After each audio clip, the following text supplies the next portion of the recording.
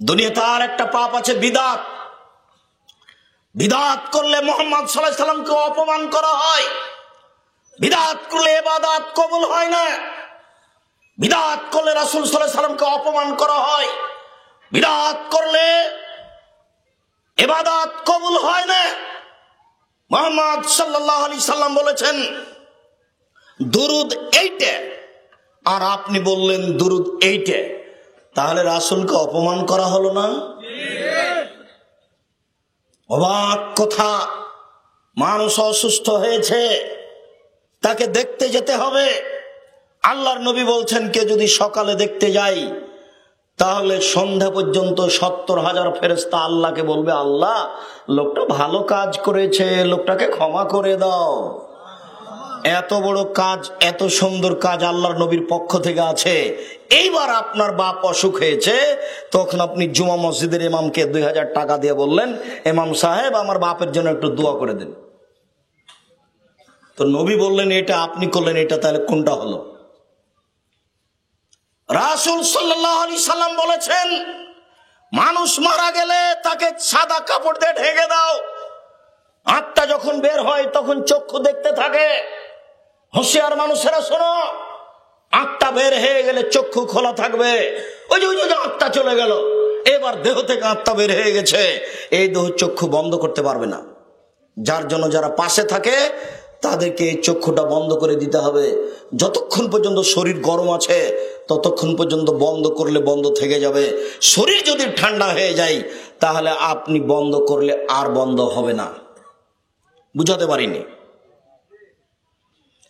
আপনি পাশে বসে আছেন, আপনি শুধু বলেন, আল্লাহ নবী বলছেন লাক্কিনু মাউতাকুম লা ইলাহা ইল্লাল্লাহ, তোমরা তোমাদের মমর্ষ ব্যক্তিকে লা ইলাহা ইল্লাল্লাহ স্মরণ করাও, খালি পাশে পড়ো লা ইলাহা ইল্লাল্লাহ, সুবহানাল্লাহ বলো, আলহামদুলিল্লাহ বলো, আল্লাহু আকবার বলো, কোনো সমস্যা নেই। তবে ঘন ঘন বলো, পাশে বলতে বলবো না। আব্বু বলেন লা ইলাহা ইল্লাল্লাহ, আম্মু বলেন লা ইলাহা ইল্লাল্লাহ, এভাবে নয়। কেননা খুব কঠিন অবস্থায় আছে, চট করে বলে দিতে পারে, যাও আমি বলবো না, এটা বলে দিতে পারে। আপনি বলতে বলবেন না, পাশে খালি বলবেন লা ইলাহা ইল্লাল্লাহ। কেন?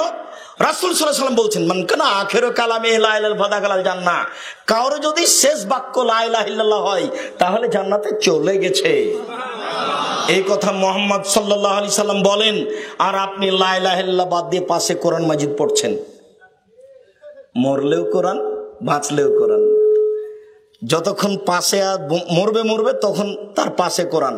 এবার মরে গেছে তখন কোরআন বক্সিয়ে দিয়েছে। 5টা ছেলে মাদ্রাসা থেকে নিয়ে এসে বলছে আমার বাপের নামে কোরআন মাজিদ পড়ে বক্সিয়ে দাও। ধর্ম পাগল হয়ে গেছে। মরা মানুষের জন্য 2টা পথ আছে। একটা পথ হলো মুখে দোয়া, কিছুই যদি না জানি তাহলে বলবো আল্লাহ তুমি আমার বাপকে ক্ষমা করো, এটাই বিশাল কথা। আর যদি জানি তাহলে জানাজার দোয়াগুলো পড়বো। আর একটা বাপ মায়ের পথ হলে এই তার নামে দান খায়রাত করা। একটা লোক এসে বলছে আল্লাহর নবী আমার মা হঠাৎ মারা গেছে, আমার মা কথা বলতে পারলে কিছু দান করত, তো আমি যদি দান করি তাহলে আমার মায়ের নেকি হবে কি? তাহলে নাম আল্লাহ রাসূল বলেন হ্যাঁ, হাদিস বুখারী মুসলিম। তাহলে এতে বোঝা যাচ্ছে যে মরা মানুষের নামে দান করা যায়। হাদিস বুখারী মুসলিম। মরা মানুষের জন্য 2টা পথ, এক দান, আর একটা কি বললাম মুখে দোয়া। তা আপনি কোরআন মাজিদ পড়ে বক্সে দিলেন যে। তারপরে এটা কি? এটা হলো আপনার রাঙ্গামাটি। রাঙ্গামাটি মানে হলো এই বাপ মারা গেছে, এলাকাবাসীকে গরু জব করে খাওয়িয়ে দাও। এই ছেলে শোনো, মরা মানুষের নামে যেটা করা হয় সেটা সাদকা, আর সাদকা হচ্ছে মানুষের ময়লা। একদা রাসূল সাল্লাল্লাহু আলাইহি সাল্লাম রাস্তায় হাঁটছিলেন, দেখছেন একটা খেজুর পড়ে আছে, বুখারী মুসলিম। খেজুরটা তুলে হাতে নিয়ে বলছেন হ্যাঁ লাউলা আন তাকুনা মিনাস সাদকা, তুমি যদি সাদকার খেজুর না হতে তাহলে আমি তোমাকে খেয়ে নিতাম। আমার আশঙ্কা হচ্ছে কেউ মনে হয় জাকাতের খেজুর নিয়ে যাচ্ছিল, তার থেকে পড়ে গেছে, সেটা তুমি হতে পারো জাকাতের, সেই জন্য আমি তোমাকে খাচ্ছি না। জাকাতের খেজুরের পাশে হুসাইন বসে আছেন, একটা খেজুর তেলে হুসাইন মুখে দিয়ে দেয়। আল্লাহ রাসূল লাফ দিয়ে উঠে মুখের ভিতরে আঙ্গুল ঢুকিয়ে কিক কিক বের করো বের করো। এই তুমি জানো না আমরা জাকাত খাই না, সাদকা খায় না, আমি খাই না, আমার বংশ খায় না, আমার বাড়িতে যে কাজ করে সে খায় না। তুমি জানো না ইন্না সাদকাত আওসাকুন নাস, জাকাত হচ্ছে মানুষের ময়লা। তুমি কি করে জাকাতের খেজুর মুখে দিলে? আমি খাই না, আমার বংশ খায় না, আমার বাড়িতে যে কাজ করে সেও খায় না। জাকাত হচ্ছে মানুষের ময়লা, সাদকা হচ্ছে মানুষের ময়লা, আমি খাবো কেন? এই ছেলে, তোমার বাপ মারা গেছে, এলাকাবাসীকে দাওয়াত দিয়েছ, সবাই গাড়িতে করে ট্রলারে এসেছে, আর কত স্পিড বোট নিয়ে এসেছে, তোমার বাপের গরুটা জবাই করে খাওয়াই দিলে, বলো তো এটা মানুষের ময়লা সবার জন্য খাওয়া হলো? ফকির মিসকিনে খেতে পারে, সেটা এই ধনী মানুষগুলো কি করে খেতে পারে? ধর্ম কি সৌদি আরব থেকে আস্তে আস্তে এখানে পাগল হয়ে গেছে? ইসলাম সৌদি আরব থেকে বের হয়ে ইরাকে ঢুকেছে, ইরাক থেকে বের হয়ে ইরানে ঢুকেছে, ইরান থেকে বের হয়ে পাক ভারতে এসেছে। পাক ভারতে যাদের হাতে ইসলাম থেকেছে তারা ছিলেন চিশতি তরিকাপন্থী মোগল, তাদের হাতে ছিল 750 বছর। তারা চলে গেলে এই দেশে ইংরেজ ক্ষমতা বাস্তবায়ন করেছে 190 বছর। তারা চলে গেলে এই দেশের মাটিতে পাকিস্তানিরা ক্ষমতা প্রয়োগ করেছে। তারা ছিল শিয়ে, মিস্টার জিন্না শিয়ে, মিস্টার লিয়াকত আলী শিয়ে, আপনার ওই প্রেসিডেন্ট আইয়ুব শিয়ে, নবাব সিরাজউদ্দৌলা শিয়ে। এই দেশের মাটিতে সঠিক কোরআন হাদিস পাওয়াই কঠিন। নইলে ধর্ম এরকম উলট পালট হয়ে গেল কেন? সম্মানিত দিনী ভাই বোন, মুহাম্মদ সাল্লাল্লাহু আলাইহি সাল্লাম বলেন, মানা মুহদাসান লাইকুল আদল সারত, কেউ যদি বিদআতকে আশ্রয় দেয় তাহলে তার নফল ইবাদত কবুল হবে না, তার ফরজ ইবাদত কবুল হবে না। কেউ বিদআত করলে তার কোনো ইবাদত কবুল হবে না। বুখারী মুসলিম। শুনুন, বিদআত করলে রাসূলকে অপমান করা হয়, বিদআত করলে ইবাদত কবুল হয় না। একাধিক সহিহ হাদিস, এদেশে একটা বই পাওয়া যায় উপদেশ, সে বইয়ের একটা আলোচনা আছে বিদআত, সে বই একটা আলোচনা আছে শিরক।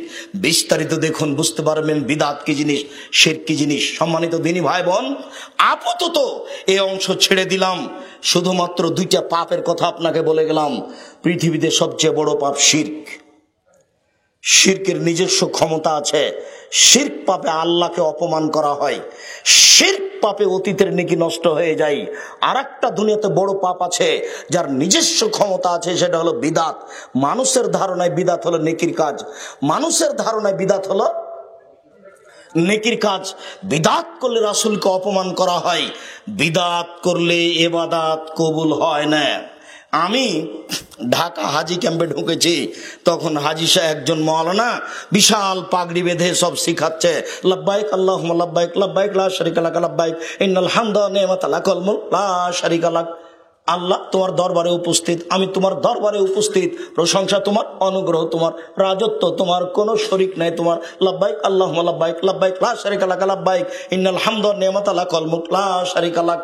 তো তার যখন বক্তব্য শেষ হয়ে গেল, তখন আমি বলছি, ভাইজান, ঢাকা হাজি ক্যাম্প তো এহরাম বাঁধার জায়গা নয়, এটা তো মিকাত নয়, মিকাত তো হচ্ছে এলামলাম।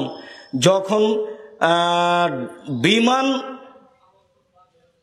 জিদ্দা বিমানবন্দরে নামবে তার 15 মিনিট আগে বৈমানিকের পক্ষ থেকে বিমানমালারা মাটি নিয়ে ঘুরবে আর বলবে, এহরাম এহরাম, তায়াম্মুম এহরাম।